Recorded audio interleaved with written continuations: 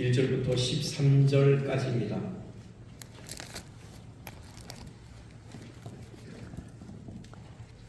마태복음 25장 1절부터 13절까지 우리 교독으로 봉독하겠습니다.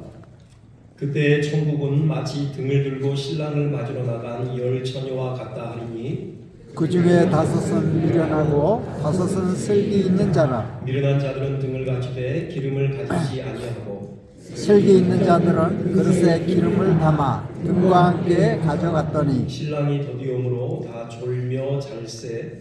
밤중에 소리가 나되 보라 신랑이 이로다 맞으러 나오라 하매 이에 그 처녀들이 다 일어나 등을 준비할세. 미련한 자들이 슬기 있는 자들에게 이르되 우리 등불이 꺼져가니 너희 기름을 좀 나눠달라 하거늘 슬기 있는 자들이 대답하여 이르되 우리와 너희가 쓰기에 다 부족할까 하노니 차라리 파는 자들에게 가서 너희 쓸 것을 사라 하니 그들이 살아간 사이에 신랑이 오므로 준비하였던 자들은 함께 혼인잔치에 들어가고 문은 닫힌지라. 그 후에 남은 처녀들이 와서 이르되 주여 주여 우리에게 열어주소서.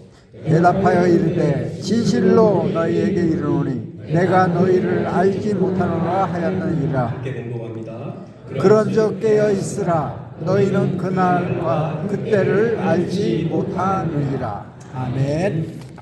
우리 앞뒤좌우로 한번 인사 나누실까요? 한 주가 지났는데 한 주간 잘 지내셨습니까? 예. 수고 많으셨고요. 다시 뵙게 돼서 진심으로 반갑고 사랑하고 축복합니다. 예수님께서 유대인의 혼인 풍습을 배경으로 또 천국에 관한 비유를 들려주시죠. 신랑을 맞으러 나간 열 처녀 이야기인데요. 잠깐 유대인의 혼인 풍습에 대해서 말씀을 드려야 할 것 같습니다. 인류 역사상 가장 긴 시간을 할애해서 혼인식을 한다. 이렇게 얘기하시는 분도 있더라고요. 그러니까는 유대인들은 2번 혼인식을 하는 거죠. 먼저요 신부 집에서 해요. 이렇게 부부간의 서약을 맺는 거죠. 그러면서 포도주 잔을 나누고요. 이 서약식, 이 혼인식을 통해서 정식으로 부부가 되는 겁니다. 성경은 이걸 정혼이라고 그렇게 번역을 했어요. 마리아와 요셉이 정혼한 사이더라 그러는데요. 단지 약혼이 아니라 법적으로, 공식적으로 부부 사이가 된 겁니다. 물론 그날부터 같이 살지는 않아요. 그날 혼인식이 끝나고 신랑은 이제 자기 집으로 가요. 한 1년 말미 기약을 하고 집으로 돌아갑니다. 그동안에 신부는 이제 신부 수업을 하는 거죠. 그럼 신랑은 뭐 하느냐? 집을 지어요. 앞으로 신부랑 함께 살 집을 짓습니다. 아버지의 감독 아래 그 집에 종이 있으면은 종들과 함께 집을 열심히 짓죠. 집을 다 지으면요, 이제 드디어 신부 집을 찾아가요. 이제 당당하게 신부 손을 잡고요, 이제 자기가 지은 그 집으로 가는 겁니다. 물론 그 전에 그 신랑네 집에서 또 혼인잔치를 벌여요. 이때 한 일주일 정도 이렇게 한다고 합니다. 우리 요즘에는 워낙 바쁜 시대라 한 30분 만에 혼인식이 끝나잖아요. 주례도 한 10분 안에 끝내야 되는 어떤 이런 아주 바쁜 결혼식인데 연애해봤자 한 2시간 아무리 길어도요. 그런데 이 당시 유대인들은 일주일 동안 혼인잔치를 벌여요. 그리고 좀 여유 있는 집은 2주 동안도 한답니다. 그래서 가나 혼인잔치에서 포도주가 다 떨어진 그런 상황이 벌어진 거죠. 형편이 어려운 사람들은 충분히 준비를 못해서 잔치가 워낙 길다 보니까 그냥 음식이 떨어지기도 하는 거죠. 그 예수님께서 제자들에게 앞으로 너희들이 나를 볼 수 없을 것이다. 그래서 제자들이 걱정하면서 어디로 가십니까? 라고 물었던 적이 있죠. 그때 예수님께서요 요한복음 14장에 이렇게 답변을 하셔요. 내가 너희를 위하여 거처를 예비하러 가노니 가서 너희를 위하여 거처를 예비하면 다시 와서 너희를 영접해서 나 있는 곳에 있게 하리라. 이 말씀 하시거든요. 이게 바로 이 혼인 풍습에서 온 겁니다. 예수님께서 지금 돌아가셔서 뭐 하시느냐? 우리를 위한 거처를 지금 준비하고 계시는 거죠. 거처 준비가 끝나면은 다시 오셔서 우리로 하여금 영구히 바로 그 거처에서 함께 지내게 하신다. 그 말씀인 것이죠. 이렇게 이제 신랑이 집을 지어놓고 신부를 데리러 신부 집에 올 때에 이제 아주 그 시끌벅적한 이런 행차가 벌어지는 거예요. 여러분 우리도 그런 풍습이 있었잖아요. 그 함진아비, 함재비라고 해가지고 신랑 친구들이 함 내고 신부 집을 찾아오잖아요. 막 떠들썩하죠. 그것처럼 신랑도 신부 집에 와서 신부를 데리고 신랑 집으로 가는 어떤 이 과정에 퍼레이드가 벌어지는 겁니다. 이때 그 보조 역할을 누가 하느냐? 바로 신부의 친구들이 해요. 일명 들러리라고 하죠. 주로 신랑이 밤에 와요. 밤에 결혼식이 진행되는데 그래서 신부의 친구들이 들러리들이 손에 그 등불을 켜서 신랑이 가는 길을 내내 밝혀주는 것입니다. 지금 그 풍습을 배경으로 하는 비유의 말씀이에요. 그러니 여기 신랑은 누구를 지금 가리키는 거죠? 다시 오실 바로 이 예수님을 지금 가리키는 거고요. 그러면 그 신랑과 함께 혼인잔치에 들어간다. 마지막 심판을 거치고 이제 이 영원한 천국에 들어가는 것을 의미하는 거죠. 그렇다면 열처녀는 누구일까요? 이 지상의 교회를 가리키는 것이죠. 이미 알곡과 가라지 비유에서요, 이 하나님의 밭에는 알곡만 있는 게 아니다. 가라지도 있다. 우리 이 말씀 살펴봤잖아요. 지금 이 지상의 교회는요, 정말 주님 다시 오실 그 날을 준비해서 당당하게 주님과 함께 그 천국 잔치에 들어갈 지혜로운 참 성도들도 있지만 준비가 안 돼서 거기에 들어가지 못하고 제외되는 또 그런 사람들도 있다. 그걸 보여주는 것입니다. 오늘 이 비유를 통해서요, 우리에게 주시는 천국에 관한 교훈 좀 더 자세히 좀 살펴보겠습니다. 먼저요, 참 성도는, 참 하나님 나라의 백성은 신앙의 겉모습만이 아니라 신앙의 실질 혹은 본질을 갖춰야 한다. 우리는 이 사실을 여기서 확인하게 돼요. 여기 지혜로운 처녀들뿐만이 아니라 미련한 처녀들까지도 사실 등을 준비했어요. 등을 준비해서 신랑을 맞이하기 위해 기다렸던 것이죠. 이 등이 뭐냐? 이게 바로 신앙의 겉모습이라는 것입니다. 똑같잖아요. 그러니까는 이런 거죠. 뭐 자기소개서 쓸 때 종교라네요. 주저없이 기독교 하고 적는 겁니다. 그리고 주일이 되면은 예배에 참석해요. 뭐 거의 빠지지 않고 웬만해서 성실하게 또 주일 예배에 참석하고요. 또 시간이 되면은 교회에서 봉사도 하는 거죠. 그러면서 차츰 교회 생활이 익숙해져요. 그렇게 교회 생활에 시간이 축적되다 보면은 자연스럽게 교회에서 직분을 맡기잖아요. 그럼 누가 보더라도 그 사람은 기독교인이에요. 신앙의 겉모습은 분명하게 갖추고 있는 것입니다. 이게 바로 등이에요. 미련한 처녀든 지혜로운 처녀든 모두에게 공이 들려있던 그 등이 바로 이런 신앙생활의 겉모습을 의미한다고 볼 수 있는 거죠. 근데 이제 결정적인 차이가 있죠. 그 등 안에 그 등불을 밝힐 기름이 있느냐 없느냐, 바로 이 차이인 것이죠. 이 기름이 뭐냐? 그 신앙생활에 생명을 불어넣는 신앙의 본질이에요. 반드시 있어야만 하는 것이죠. 그게 없으면은 그 신앙생활은 말 그대로 겉모양뿐이에요. 허울뿐인 것이죠. 껍데기뿐이에요. 그냥 종교생활에 불과한 것입니다. 반드시 기름이 있어야지만 그 신앙생활이 비로소 참된 신앙생활이 되는 거예요. 그러면은 그 기름이 정말 뭘까? 구체적으로 뭘 의미하는 건가? 이것에 대해서 많은 학자들이 여러 견해를 발표해 왔습니다. 저도 시간이 허락되는 대로 쭉 살펴봤는데요. 가장 타당한 해석 뭘까? 일단 이거 같아요. 이 기름의 그 원어를 살펴보면은 엘라이온이라고요. 혹시 마태복음에 다른 명례가 있는가 살펴봤는데 없어요. 마태복음 전체 28장에서요. 오직 엘라이온이라는 이 기름에 해당하는 단어는 이 25장의 열처녀 비유에만 3번 사용됩니다. 나머지는 없어요. 그거 가지고는 좀 고정하기가 어렵고요. 그 다음에 지금 이 비유의 독특한 구조가 있죠. 지금 슬기 있는 처녀들과 지금 미련한 처녀들을 대조시키고 있잖아요. 그러면서 이야기를 풀어가셔요. 자, 이런 구조를 가진 본문이 이야기가 또 마태복음에 있는가 봤더니 있어요. 마태복음 7장에 보면요, 지혜로운 건축자와 미련한 건축자를 대조시키고 있습니다. 지금 그 집을 반석 위에 지은 지혜로운 사람이고요. 그 집을 모래 위에 지은 미련한 사람이죠. 지혜로운 사람과 미련한 사람을 대조시켜서 우리 주님께서 이야기를 풀어가시는 구조가 똑같아요. 그 언어를 보면은 정말 똑같아요. 지금 일부러 언어를 써놨는데요. 지금 지혜로운에 해당되는 것이 프로니모스, 어리석은에 해당되는 게 모로스입니다. 근데 마태복음 25장 보실까요? 보면요, 바로 슬기 있는 역시 프로니모스예요. 그리고 미련한 모로스입니다. 그래서 그 다음 PPT 보시면요, 지금 마태복음 7장에서 지혜로움과 어리석은을 대조시키고 있고, 마태복음 25장에서 슬기 있는과 미련한을 대조시키고 있는데요. 뭐 우리 말로는 약간 비슷한 어휘들을 사용하고 있지만 히라보 언어를 보면 똑같아요. 이게 똑같은 내용입니다. 그러니 지금 마태복음 7장에서 지금 영원한 하나님 나라를 기업으로 얻는 지혜로운 사람이 돼야 한다. 그 지혜로운 사람이 어떤 사람이냐, 이걸 지금 말씀하시는데, 그걸 마태복음 25장에서 열처녀 비유로 한 번 더 반복하신 것이죠.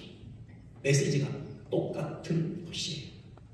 그렇다면은 이제 마태복음 7장에서 지혜로운 사람과 미련한 사람을 어떻게 대조시키고 있는지, 그 결정적인 차이가 무엇인지 한번 들여다볼 필요가 있겠죠. 다시 볼까요? 보면요, 나의 이 말을 듣고 행하는 자가 지혜롭고요, 나의 이 말을 듣고 행하지 않는 자가 미련하다고 말씀하셔요. 여기 보면요, 나의 이 말을 듣는다, 예수의 말씀을 듣는다라는 거죠. 예수의 말씀을 듣는 것까지가 다 똑같아요. 이 지상교회, 이렇게 그 외연상 기독교인들은 주의 말씀을 듣는다. 마치 그 열처녀가 손에 등을 들고 있었던 것처럼 외연상은 똑같이 기독교인으로 보여요. 그런데 결정적인 차이는 뭐냐? 그 말씀, 들은 말씀을 행하는가 행하지 않는가예요. 그러니까 그 등 안에 기름이 있는가 없는가, 그 기름이 뭐냐? 그게 바로 들은 말씀을 행하는 거죠. 우리 주님의 말씀을 행하는 것, 이것이 바로 기름이다. 우리는 그렇게 볼 수 있는 것이에요. 이게 신앙의 본질입니다. 우리 주님의 말씀을 듣고 행하는 거죠. 지금 마태복음 7장에서의 저 주님의 말씀은 지금 그 직접적으로는 마태복음 5장부터 7장까지를 의미하죠. 산상수훈입니다. 여러분들이 익히 들어보셨던 살인하지 말라 했건을, 간음하지 말라 했건을, 그 율법의 근본 뜻을 밝히 풀어주신 그 산상수훈을 의미해요. 근데 좀 더 넓혀보면은 창세기부터 요한계시록까지 전체 성경 말씀을 의미하는 거죠.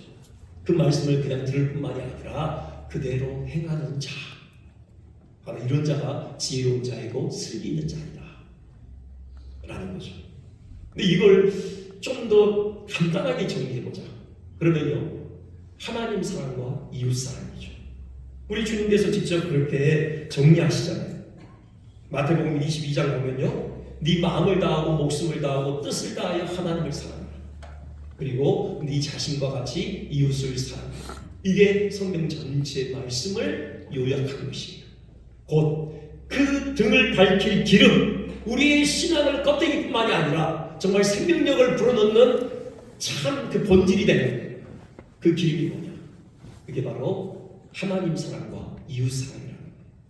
마음과 목숨과 뜻을 다하여 하나님을 사랑하고 내 자신처럼 이웃을 사랑하는 것. 이게 빠져버리면 우리는 그저 껍데기의 등만 들고 있는 것이고, 그냥 신앙의 본질은 없이 신앙의 껍데기만 붙들고 있는 것이고, 종교 생활에 불과하고 마는 것이에요. 하나님 사랑과 이웃 사랑이 있어야 하는 것이죠.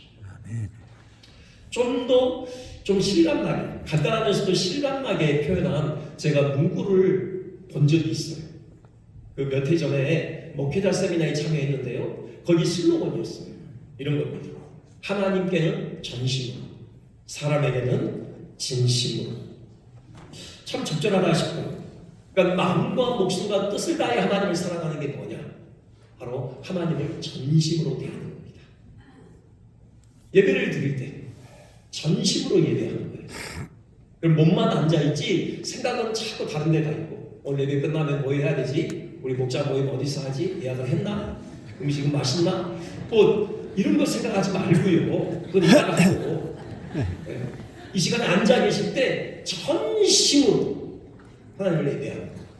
그것이 마음과 뜻과 목숨을 다해 하나님을 사랑하는 거예요. 그리고 헌금을 드리더라도 정말 전심을 다해 드리고, 봉사를 하더라도 전심을 다해 봉사. 아무튼 하나님께 전심을 다해 나아가는 것. 이게 필요하다. 이게 바로 기름이에요. 이웃을 향해서는요, 진심으로. 두 마음을 품지 않는 거죠. 그 진심에 해당하는 사전적인 정의를 보니까 거짓이 없는 참 마음으로 그렇게 풀어놨더라고요. 두 마음을 품지 않아요. 이웃을 대할 때. 딴 마음 품고 그냥 딱 가면 쓰고 가식적으로 대하지 않고 진심으로 대하는 거예요. 그러면 이웃이 잘 되기를 진심으로 축복해주고 기도해주는 거죠. 그리고 정말 잘 됐어요? 그럼 진심으로 축하해주고 박수 쳐주는 겁니다. 이웃이 아파요. 진심으로 함께 아파해주는 거죠. 이웃이 지금 힘을 잃고 쓰러져 있어요. 그럼 진심으로 다가가서 위로하는 겁니다. 손을 내밀어서 일으켜주는 거죠. 진심으로. 이웃이 지금 길을 잃고 방황하고 있어요. 진심으로 다가가서 조언해주는 거. 진심으로 이웃을 대하는 거. 이게 네 자신처럼 이웃을 사랑하는 거다 라는 생각을 해봐요. 이겁니다. 하나님을 전심으로 사랑하고 이웃을 진심으로 사랑하는 거. 이것이 바로 기름이에요. 우리의 모든 신앙활동이 우리의 삶에 이것이 빠져버리면 껍데기에 불과해요. 종교생활이 되고 마는 겁니다. 반드시 이 하나님을 향한 전심과 이웃을 향한 진심이 담겨 있어야 하는 것입니다. 그런데요, 문제는 이게 우리 힘으로 안 된다는 거죠. 여기에 반드시 개입돼야 될 게 있어요. 그게 바로 성령입니다. 우리가 성령의 도우심이 없이 결코 하나님을 전심으로 대할 수 없고요, 이웃을 진심으로 대할 수 없죠. 성령의 능력이 필요해요. 그래서 많은 학자들이 이 등을 밝힐 기름이 뭐냐? 성령이다. 그렇게 해석을 했는데 나름 일리 있어요. 왜? 우리가 성령으로 충만하지 않고는, 우리가 성령 받지 않고는 결코 우리는 하나님 사랑과 이웃 사랑을 온전히 담아낼 수 없어요. 우리 삶에. 그리고 이걸 성령으로 해석할 때 그 다음에 또 따라 나오는 것은 예수님께로 가게 돼 있어요. 자, 이거 볼까요? 우리가 지금 새벽 예배 때 민수기 본문을 지금 보고 있는데, 지금 그 이스라엘이 광야에 진을 치고 있어요. 그 한가운데 성막이 있거든요. 지금 성소 휘장을 열고 성소로 들어가 본다고 해봐요. 그러면 가장 먼저 정면에 발견되는 게 뭐냐면 금향단이죠. 정면 그 성소 앞에 있어요. 그리고 이제 들어갔을 때 입구에서 이쪽 왼쪽을 보면은 금 등잔대가 있거든요. 거기에 이제 그 등불을 계속 밝히죠. 그런데 민수기 8장 보면요, 이제 이번 주간에 볼 본문이긴 한데 보면은 그렇게 돼 있어요. 등불을 켤 때에는 7 등잔을 등잔대 앞으로 비추게 할지니라, 그렇게 돼 있어요. 등잔대 앞을 비추라고 말씀하셔요. 이 등잔대 앞에 뭐가 있는데? 뭐가 있죠? 정면에 떡상이 있어요. 진설병상이 있죠. 누구를 상징합니까? 우리의 생명의 떡이신 예수님을 상징해요. 그러니 그 등잔대에서 등불이 성소를 밝히기도 하지만 특별히 조명하는 것은 바로 떡상에 있는 떡, 생명의 떡이신 예수님을 밝힌다는 거예요. 예수를 비춰줘요. 이게 바로 성령의 역할이에요. 이 등불을 밝히는 그 기름이 성령이다. 우리는 충분히 그렇게 해석을 할 수 있어요. 요한복음 15장 26절 보면은 우리 주님께서 성령의 역할을 이렇게 밝히십니다. 진리의 성령은 예수님을 증언하신다. 그러니 바로 우리가 성령으로 충만하게 되면은 예수님으로 충만하게 될 수밖에 없어요. 왜요? 성령께서는 예수님을 조명하시고 예수님을 비추시고 예수님을 증거하시고, 그러니 성령 충만은 곧 예수 충만. 우리가 성령을 받았다는 것은 곧 예수님을 온전히 바라본다는 거죠. 예수님을 온전히 의지한다는 거예요. 예수님과 늘 동행한다는 걸 의미해요. 이게 바로 기름입니다. 이게 예수님께서 우리를 위해서 당신의 생명을 내어놓으신 목적이에요. 데살로니가전서 5장 10절, 예수님이 왜 우리를 위해서 죽으셨느냐? 우리가 깨어있든지 자든지 항상 예수님과 함께 살도록 하기 위해서, 늘 예수님 바라보고 예수님을 의지하고 예수님과 동행하는 삶을 살도록 하기 위해서 예수님께서 우리를 위해서 기꺼이 생명을 내어놓으셨다 라는 거예요. 이게 기름입니다.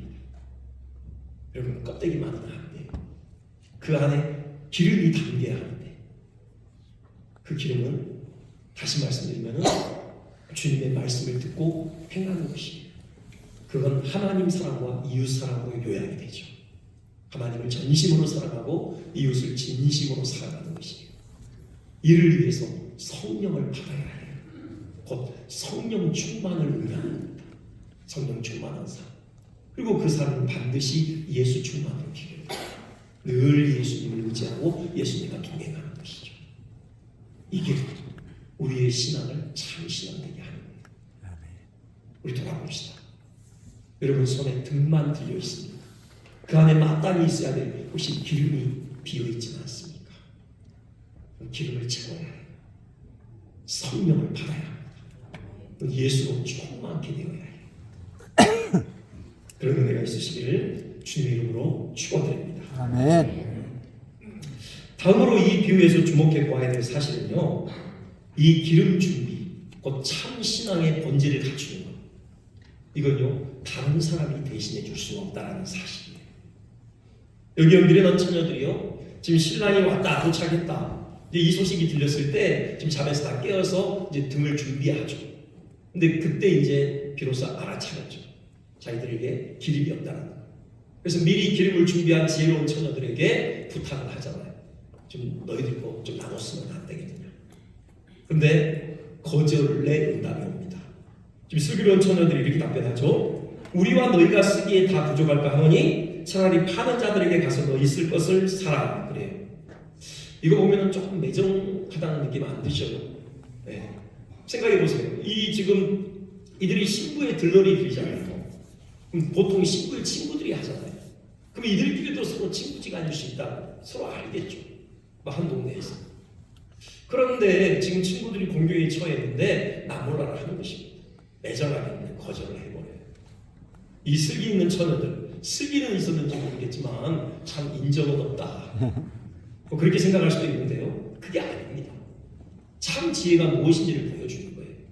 뭐가 중요한데요? 지금 이들이 와 있는 목적이 뭐예요? 지금 신랑이 올 때 신랑을 맞이하기 위해서 온 거잖아요.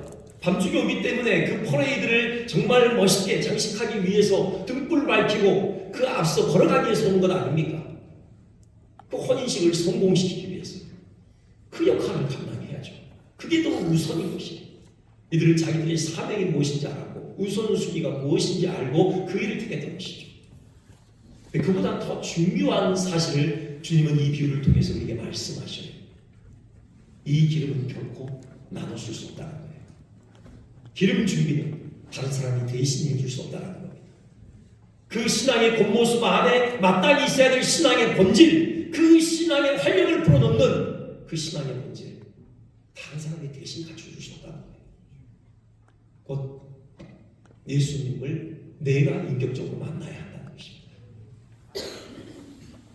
예수님을 내가 인격적으로 구주로 영접해야 해요. 그 시카고에요. 무디 성경학교 총장을 지냈던 조지 스위팅이 한 말이라고 해요. 하나님에게는 자녀만 있지 손자는 없다. 한번 보여주시겠습니까? 네. 하나님에게는 자녀만 있지 손자는 없다. 마음에 탁 와닿으십니까? 네. 그럼 우리 부모가 신앙이 정말 좋아요. 예수님을 인격적으로 만나고 그래서 하나님의 자녀가 있어요. 부모가 하나님의 자녀면은 자동적으로 나는 하나님의 손자인데 이런 거 없다는 거예요. 내가 인격적으로 예수를 영접해야 돼요. 나의 믿음으로 내가 하나님의 자녀가 돼야 된다는 겁니다. 여러분 그 아내가 새벽기도 열심히 하신다고 해서 그걸로 천국문이 내 앞에 열리는 게 아니에요. 내가 예수를 만나야 된다. 물론 아내의 새벽 기도를 통해서 하나님께서 내가 예수를 만날 수 있는 은혜를 입혀주실 수는 있죠. 하지만 어쨌든 내가 예수를 인격적으로 영접해야 돼요. 기름 준비는 내가 해야 되는 것입니다. 특별히 우리 자녀들이 부모의 믿음으로 자녀들이 천국 가는 거 아니에요. 네. 누구나 우리는 태어날 때 중생되지 않은 채로 태어나요. 죄인으로 태어나요. 반드시 예수를 인격적으로 만나야 돼요. 반드시. 그래서 사실 침례교는 누가 세례를 안 주잖아요. 네. 내 믿음으로 내가 고백하고 세례를 받아야지. 근데 우리는 왜 유아세례를 주느냐고 장로교회는 언약 사상 때문에 그래요. 부모가 언약 백성이잖아요. 그 언약 백성의 가정에서 그 아이를 생명을 잉태케 하셨잖아요. 그러면 이 아이도 언약 백성으로 택정하셨다라는 믿음이 우리에게 있는 거죠. 그래서 그 믿음으로 유아세례를 줘요. 하지만 유아세례로 끝나는 게 아니에요. 그걸로 그 아이가 구원받는 게 아니라고요. 반드시 성장 과정에서 예수님 인격으로 만나야 돼요. 여러분, 우리 온 가족이 정말 함께 기름 준비해서 우리 하나님 나라를 기업으로 얻는 그런 복된 믿음의 가정 되시길 주님의 이름으로 축원드립니다. 아멘. 우리 한 가지 더 보면요, 이 비유에서 우리의 주목을 끄는 또 하나의 장면은 미련한 5 처녀들이 기름을 사러 간 사이 혼인잔치에 들어갈 문이 닫힌 장면이죠. 10절에 그렇게 되어 있죠. 그들이 사러 간 사이에 문이 닫힌지라 그렇게 되어 있습니다. 그들이 잔치집에 이르렀을 때는요, 이미 문이 닫힌 후였죠. 그리고 한 번 닫힌 문은 다시 그들 앞에 열리지 않았습니다. 뭘 의미하는 겁니까? 언제까지나 사람들에게 구원의 기회가 주어지지 않는다는 거죠. 주님께서 다시 오실 때 그때 우리 손에 들려져 있는 등에 기름이 준비되어 있지 않다면 그 사람 앞에서 천국 문은 닫히고 마는 것입니다. 그리고 그렇게 닫힌 문은 다시는 열리지 않아요. 문제는 뭐냐? 우리는 그 날과 그 때가 언제일지 모른다는 사실이죠.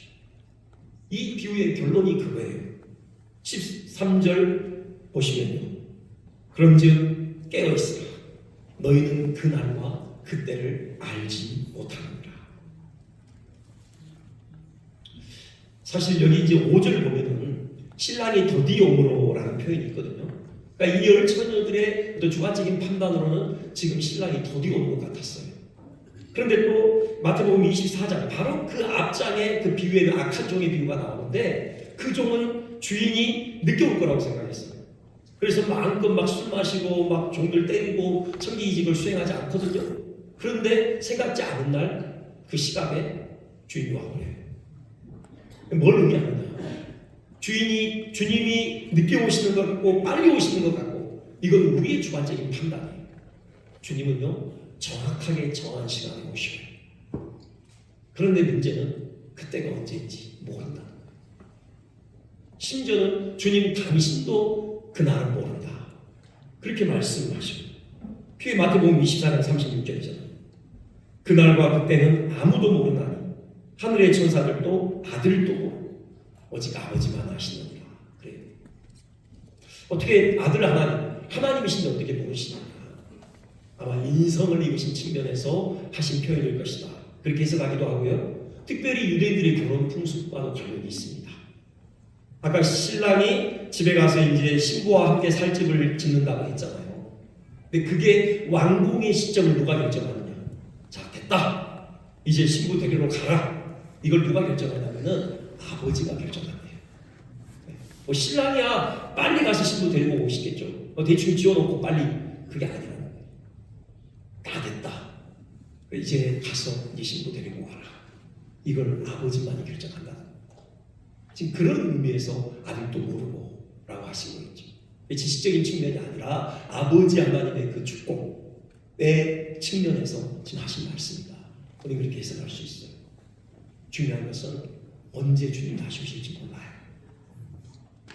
그렇기 때문에 우리는 항상 깨어 있어야 하는 것이죠. 깨어서 우리 주님 맞을 준비를 해야 하는 것입니다. 기회는요 언제까지나 주어지지 않아요. 그 이탈리아 북부 도시 토리노에 있는 박물관에 가면은 그 잘 알려지는 한 석상이 있다고 하잖아요. 사람 모습을 하고 있는데 좀 모습이 특이해요. 앞에는요 머리가 이렇게 길고 많아요. 막 머리가 무성하게 있어요. 뒤에는 대머리죠. 머리가 하나도 없어요. 그리고 어깨에는 날개가 있고요. 또 발목에 발 뒤꿈치에도 또 날개가 있어요.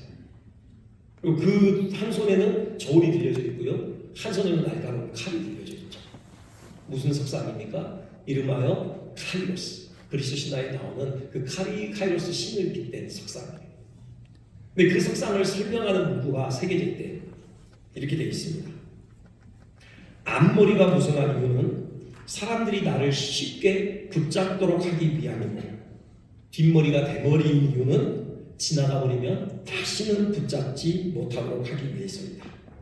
어깨와 발목에 날개가 달린 이유는 최대한 빨리 사라지기 위함이며, 저울을 들고 있는 이유는 기회가 왔을 때 저울을 꺼내 정확히 판단하라는 의미이고, 날카로운 칼을 들고 있는 이유는 칼같이 신속히 결단하라는 의미이다.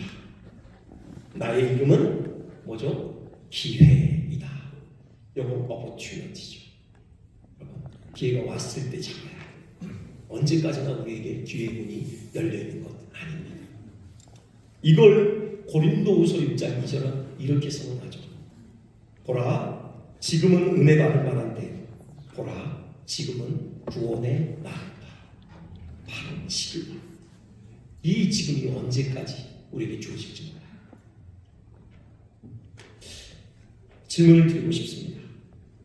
과연 성도님들께서는 지금이라도 주님을 맞이할 준비가 되어 있습니까? 손에 들려있는 그 등에 기름이 채워져 있습니까? 성령 받으셨습니까? 예수로 충만한 삶을 살고 계십니까? 그분의 말씀에 순종하게 하여 하나님을 사랑하고 이웃을 사랑하는 삶을 살기 위해 몸부림하고 계십니까? 그렇다면요, 혹시 내 가족들은 어떻습니까? 사랑하는 나의 부모님, 사랑하는 나의 남편과 아내, 그리고 자녀들은 어떻습니까?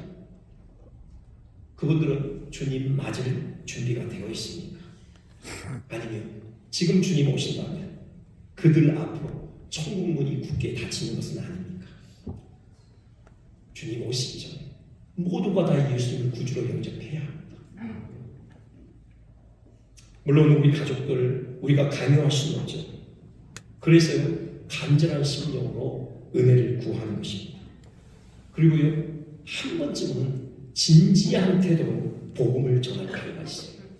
아직 우리가 정말 제대로 복음을 전한 적이 없다면요, 기도하면서 직접 복음을 전해야 해요. 사역리가 됐든 전도협에서 나온 그런 은책이 됐든, 여러분 진지하게 예수 그리스도의 피 묻은 십자가의 복음을 전할 필요가 있습니다. 성령께서 그 영광으로 역사하시는 거예요. 우리 중에 아무도 미련한 처녀들이 없었으면 좋겠습니다. 우리 가족 중에 아무도 등만 준비하고 마땅히 있어야 될 기름이 없이 그냥 허송세월하는 그런 미련한 처녀들이 없었으면 좋겠습니다. 좀 더 폭을 넓혀서 우리가 알고 있는 그 사람들 중에 그런 사람이 없도록 우리에게 맡겨진 사명을 신실하게 감당하시길 주님의 이름으로 축원드립니다. 네. 우리 함께 자리에 일어나셔서